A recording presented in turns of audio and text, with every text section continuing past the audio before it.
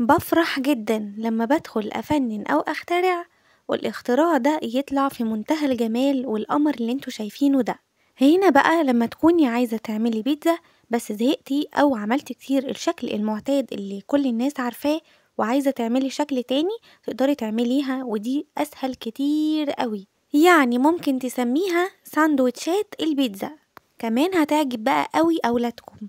ليه؟ علشان بيفضلوا يشيلوا الفلفل أو الطماطم أو الحاجات اللي بتكون مضافة على البيتزا، وهتتقطع وتبقى عاملة كده زي الساندويتش وهيمسكوه في ايديهم وهياكلوه بكل سهولة.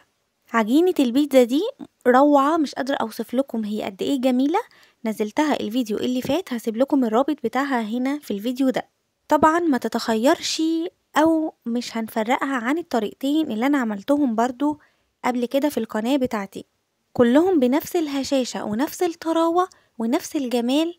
وكنت قاصدة في التلات طرق ان انا اغير في المقادير علشان تشوفوا قد ايه النتيجة روعة ومنتهى الجمال. يعني هتبقي استاذة في عجينة البيتزا. شايفين قد ايه العجينة بعد ما استوت حلوة جدا؟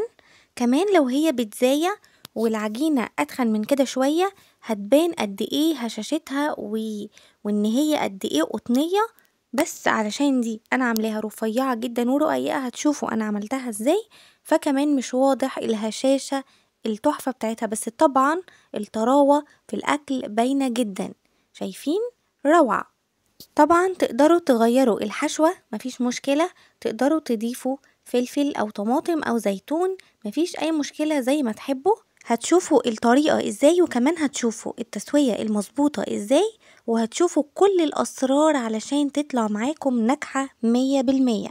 ممكن كمان تسموها فطيرة محشية، ممكن تسموها زي ما تسموها، المهم النتيجة بتاعتها جميلة جدا. مبدئيا كده نص كيلو الدقيق او نص كيلو اللي انا عملت بيه العجينة بتاعتي يعمل معانا قد ايه؟ فطيرة محشية زي دي يعمل معانا 5 صغيرين، يعني ولا صغيرين قوي ولا كبار قوي. ممكن تقسميها على 4 زي ما تحبي. هنا خدت قطعة من العجينة بالشكل اللي انتوا شايفينه ده.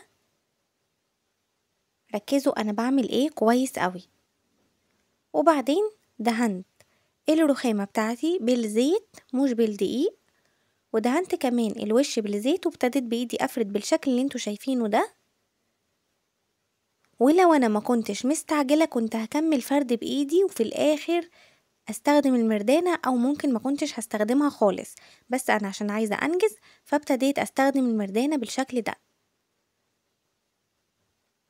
انا عايزة افردها اخليها رقيقة تماما بالشكل اللي انتوا شايفينه ده.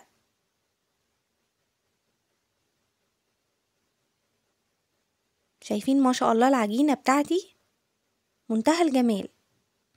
جربوا الطرق اللي انا عاملاها لكم في القناة وان شاء الله تنال اعجابكم وهتكونوا اساتذة.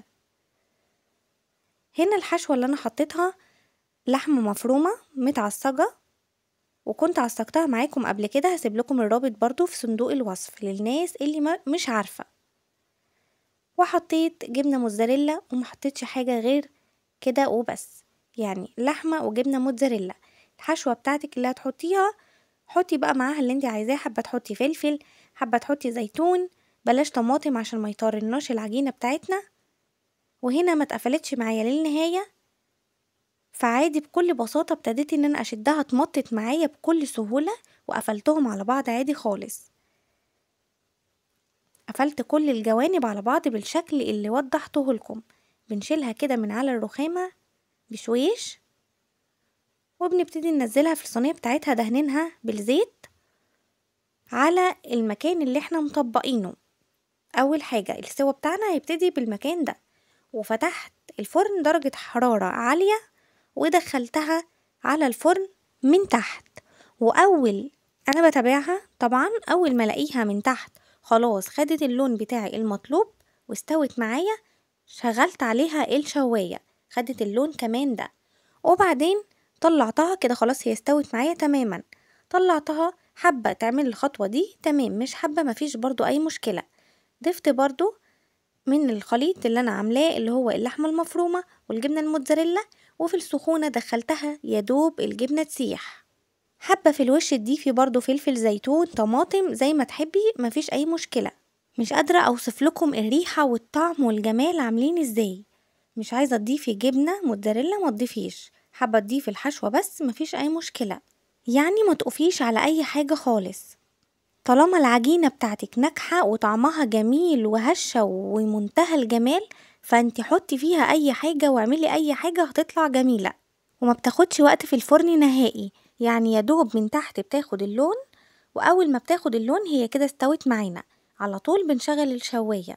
انا شوية عملتهم كده، يعني من فوق حطيت لهم برضو من الحشوة وحطيت لهم جبنة من الموتزاريلا، اما شوية كمان عملتهم من غير فوق جبنة ولا حشوة، بس حطيت الحشوة من النص وحطيت كمان في النص جبنة من الموتزاريلا فقط لا غير.